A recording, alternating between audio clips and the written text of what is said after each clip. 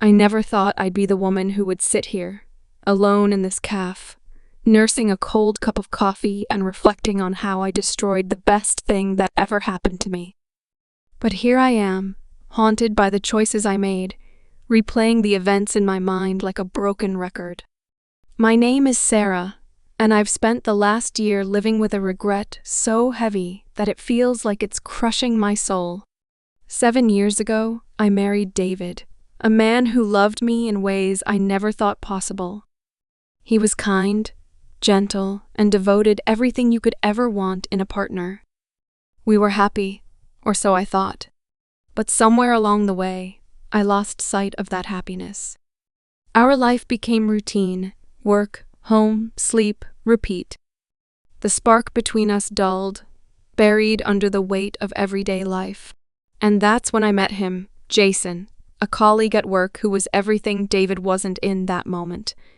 Exciting, spontaneous, new. It started innocently, as these things often do. A laugh over a shared joke, a lingering glance, a lunch that turned into drinks after work.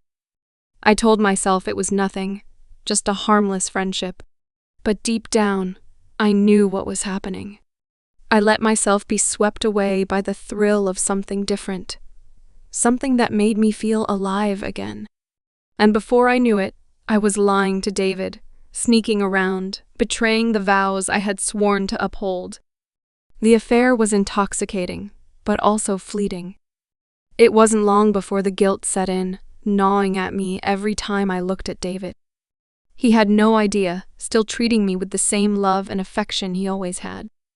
But I could see the change in myself, the distance I created, the walls I built to keep him from getting too close.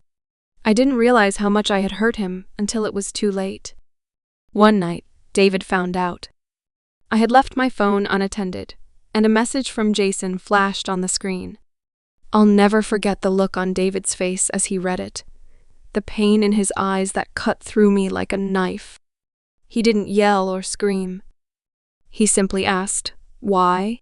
And I had no answer for him. How could I explain that I had traded our years of love and commitment for a fleeting moment of excitement? That I had shattered his trust for something that wasn't even real? David left that night, and our marriage ended shortly after. I've spent the past year trying to piece my life back together, but nothing fits the way it used to.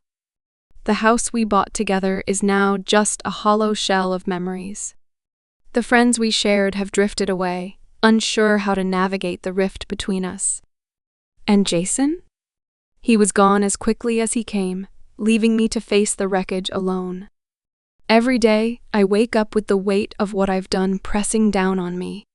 I used to think regret was just a passing emotion, something you could shake off with time.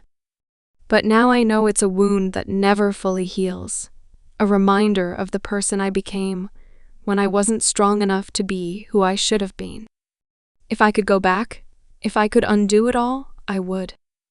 But life doesn't work that way. All I can do now is live with the choices I've made and hope that somehow, somewhere, David has found the peace and happiness that I took from him. As for me, I'm still searching for forgiveness both from David and from myself. Maybe one day I'll find it. But until then, I'll carry this regret with me, a constant reminder of the woman I never wanted to be.